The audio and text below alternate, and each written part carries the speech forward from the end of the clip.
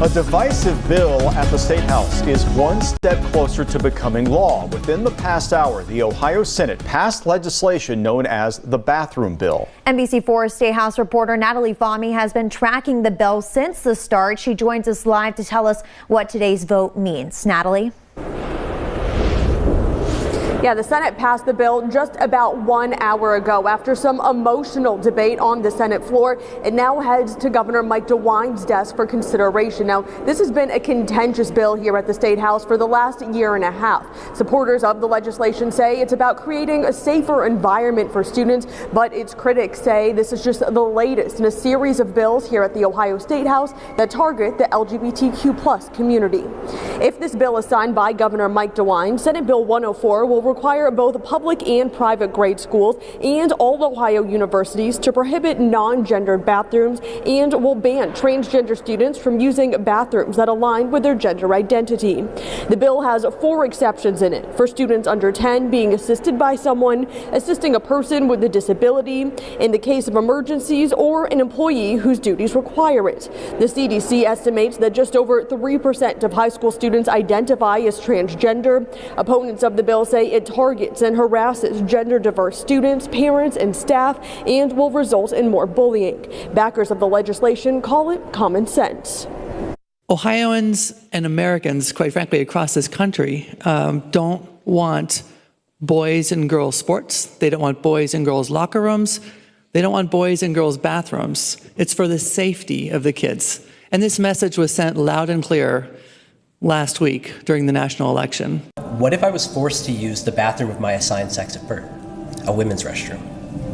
As a 21-year-old trans man, I can't believe adult students would be subjected to restroom policies decided by politicians. If the bill is signed into law, Ohio will be joining 11 other states with some sort of bathroom ban that has been enacted in their states. Governor Mike DeWine has indicated that he is interested in signing this legislation, but says he needs to review the specific language in this bill once it arrives to his desk. Local for you at the State House, I'm Natalie Fahmy, NBC4.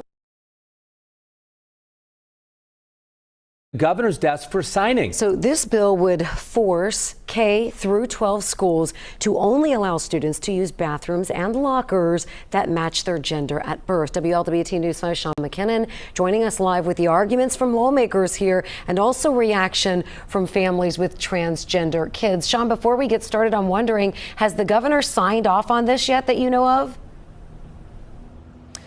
Cherie, well, the Governor DeWine says he intends to sign this bill into law. He's just giving it a legal review first.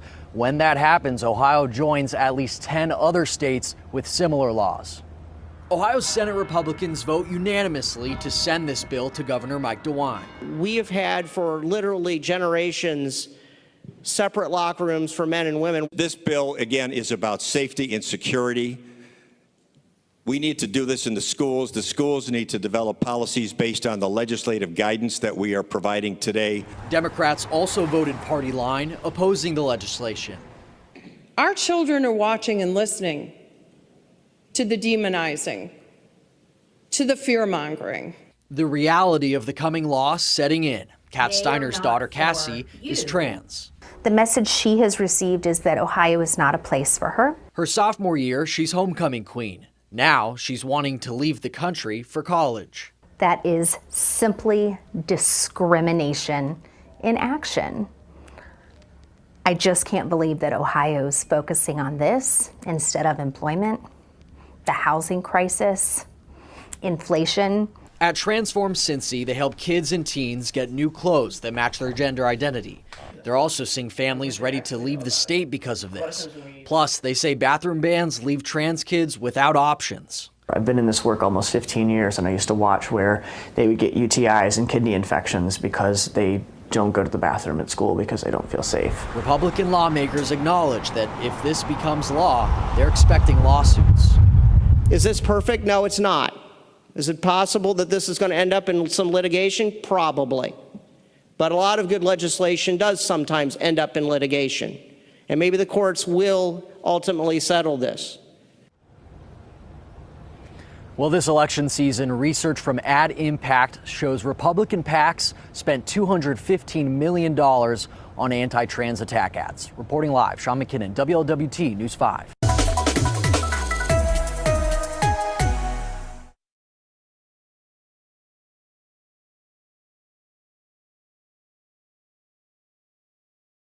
A bill banning transgender students from using bathrooms that fit their gender identities is headed to Governor DeWine's desk.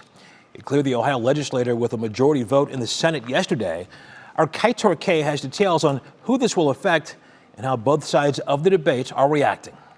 So that's what we're doing, is we're going back to the way it was, which was a much safer environment. Ohio State Senator Jerry Serino is the sponsor of Senate Bill 104, which is now heading to the governor's desk. It requires public K-12 schools, as well as universities and colleges, to designate separate bathrooms, locker rooms, and overnight accommodations based on one's gender assigned at birth. And I, for one, don't want my granddaughters who are involved in sports having to be anxious about, worried by, and intimidated by men coming in or boys coming in, whatever stage of transgender activities they are in, to be in the same shower, locker room, or bathroom with my granddaughters. I mean, that's absurd. Senate Bill 104 passed the Senate 24-7 on Wednesday, the vote going down party lines. Democrats like Kent Smith, who voted against it, say Republicans should be disappointed in themselves. I think it's a horrible affront on, some of the more vulnerable citizens of Ohio. The LGBT Community Center of Greater Cleveland agrees, sensing dangerous times ahead. I think that they are experiencing an onslaught of extremely harmful, discriminatory, and negative legislation that is going to make their lives significantly harder and is only going to add to the stigma and discrimination that they're experiencing. Again, the bill now goes to the governor's desk. We reached out to Governor DeWine's office today, and they said they'll be making no comments on the bill at this time. Russ. Kaitor K in the newsroom. Thank you.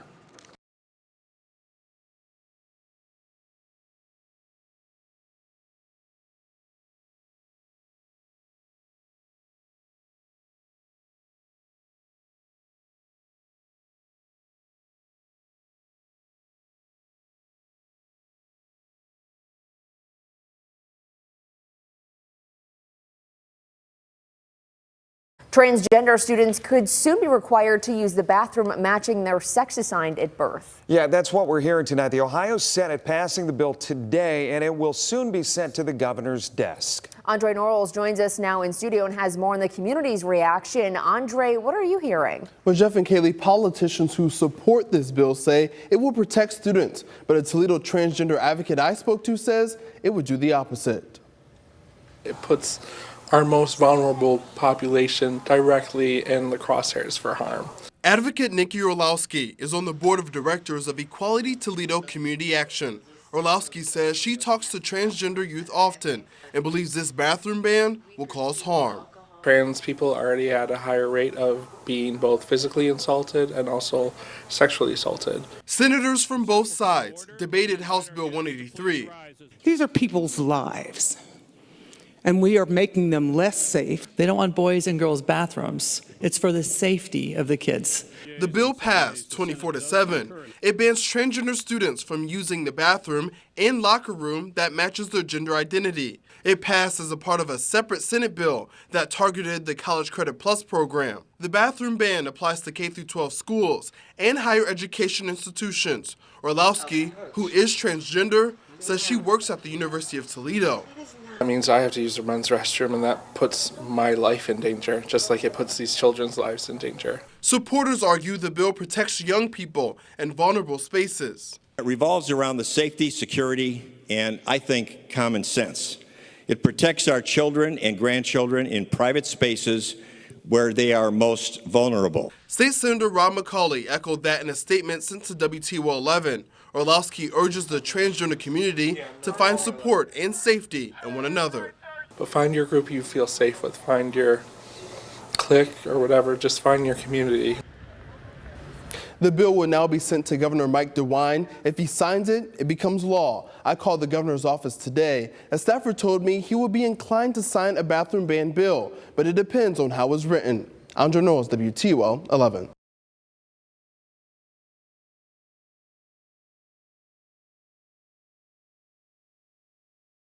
Anyway, should grown men be allowed to walk into female changing rooms and expose their genitals to children? To me, the answer is easy. No, of course not. And also, arrest that guy and check his hard drive. But this week, a woman walked into the female changing rooms at Planet Fitness, a gym in America, and saw a man half naked and shaving, and a 12-year-old girl in the corner looking terrified.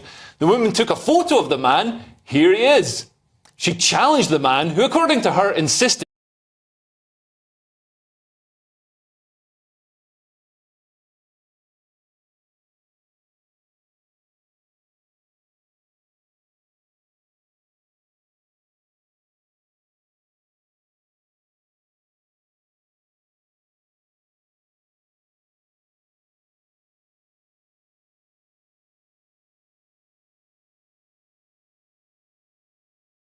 I had a neighbor confront me for using the women's restroom. Everyone should know that I'm a trans woman. I've always been known as Kaylee. I've always used she, her pronouns. And I'm like, is there a problem? She's like, yeah, you're using the women's restroom. You're a man. And I said, I'm a trans woman. She's like, no, you're a man. And honestly, I just lost it. And just started screaming and swearing. I just couldn't handle it. Everyone. Bathroom. This all happening as we celebrate Pride Month. Victoria Chan Sanchez is live now at Cuba Libre in Northwest, speaking with her tonight. Victoria, what is she saying about all of this? Charlotte Clymer is a transgender woman and says she and a friend walked into the ladies' room around midnight at Cuba Libre restaurant. And an attendant from the restroom asked to see my ID. They didn't ask anybody else. And when I asked why, they said it's because I have to have female on my ID in order to access the restroom. That's wrong, but, first of all, and second of all, I'm not going to show my ID to use the restroom. She says that's when the male attendant walked in and started looking for her. After washing her hands, Clymer says the attendant and manager said it was D.C. law that a person must only use the restroom that matches with the gender on their identification card. She walked outside to look up the law on her cell phone to show the manager. Went back inside, went straight to him, and asked him to read it. He did, and he said that's incorrect. And I still don't, think that you're allowed to use the restroom. I gave him one more chance. I said that I worked for the Human Rights Campaign. I need you to make a course correction right now because this is about to get very bad. And you need to understand the way that laws work in D.C. in regards to the LGBTQ community. After a back and forth, the manager said he was going to call the cops. She encouraged it. Instead, they threw her out, and she called police instead, who said she was in the right. Still, no apology from the manager. He humiliated me intentionally.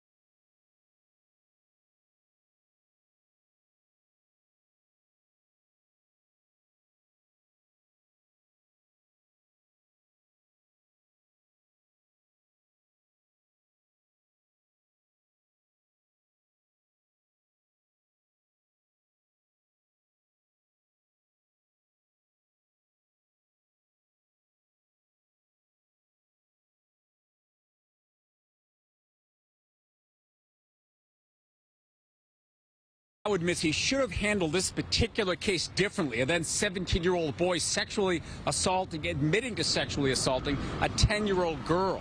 He also now says he's making a couple of policy changes. He calls them minor, but his critics say they're far from it, and it's all further ammunition for those behind the recall. It was a sexual assault of a 10-year-old girl inside a Denny's bathroom that years later resulted in a cold case DNA hit and an arrest of this suspect, then ID'd as James Tubbs. Now a 26-year-old transgender woman, Hannah Tubbs. But since she was a juvenile at the time of the assault, the sentence after a guilty plea, 2 years. Tubbs recorded laughing at the deal in this call first reported on Fox News. Don't worry about it. It's a strike, but they're going to plead. I'm going to plead out to it. I'm going to plead guilty. They're going to stick me on probation, and it's going to be dropped. It's going to be done. I won't have to register. I won't have to nothing. For an offender, you don't have to register? I won't have to do none of that. So what are they going to do to you then? Nothing. Gascon now admits the Tubbs sentence not tough enough, saying in a statement If we knew about her disregard for the harm she caused, we would have handled this case differently. The complex issues and facts of her particular case were unusual, and I should have treated them that way. What do you make of this? Well, what I make of this is that he recognizes that the tapes that were going to be issued would be bad, and he's trying to do damage control. Former prosecutor Kathleen Cody, a leader of the recall campaign, notes Gascon suddenly backtracked on two key policies. No more blanket bans on trying juveniles as adults. No more bans on life sentences. I believe that his response is because of the ongoing recall effort, and I think he recognizes that the public is not happy with what he has been doing and do not believe in these blanket policies that he has initiated, and that what they want is to make sure that justice is served and that they feel safe in their communities. Other supporters of the recall campaign agree, among them writer Thea Esky, who says she was also victimized as a child. What motivates me to get involved in the recall is just the need to make sure that victims have a voice in the process. I mean, Gascon, as a district attorney, has all but abandoned crime victims in favor of criminal defendants. So back live here outside the Hall of Justice, Alex and Marla. As usual, nothing except a statement from DA Gascon. In fact, much of that issued on a Sunday of a 3-day weekend. As for that recall campaign, organizers say they have not yet announced the number of signatures they've gathered so far. Remember, this is recall number 2, but they have to get almost 600,000 by July, a very expensive and time-consuming process. A lot more on this at 6, and also tonight with you at 7, live down. A former state representative is now facing federal charges in connection to a child sex abuse image investigation out of Massachusetts. The U.S. Attorney's Office says Stacey Lawton is charged with 1 count of sexual exploitation of children and aiding and abetting. She is the former partner of Lindsay Groves, who appeared in federal court last week. Investigators say Groves' cell phone had more than 10,000 text messages between her and Lawton discussing the transfer of sexually explicit images of children. Lawton has faced a series of legal troubles dating back more than a decade.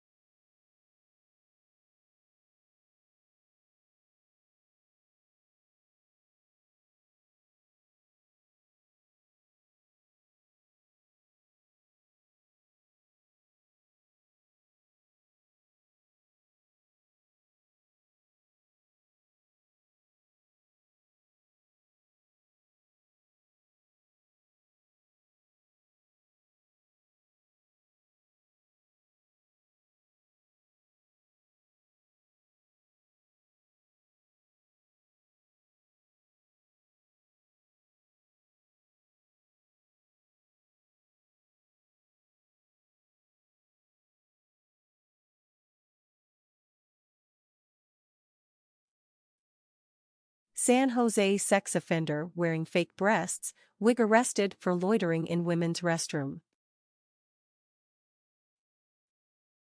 It's not a crime for a man to put on a wig and fake breasts. But it is a crime if you're wearing them and hanging out in a women's restroom.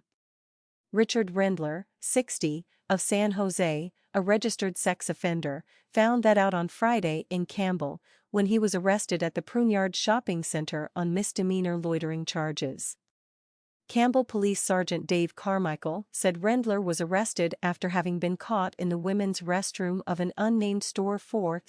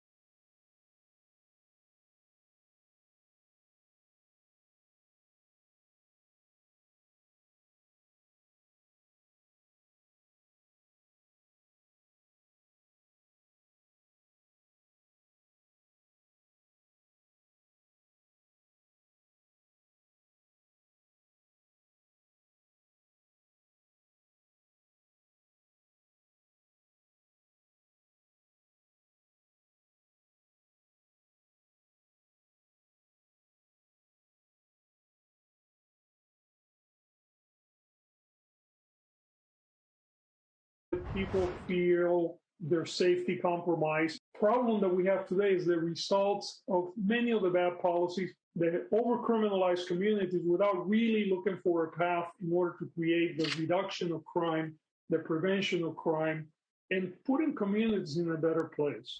Yeah, people do feel their safety compromised despite a growing recall threat. That was Los Angeles District Attorney George Gascon blaming the surge of violence in his city not on his far-left agenda, but on the previous tough-on-crime policies of the past.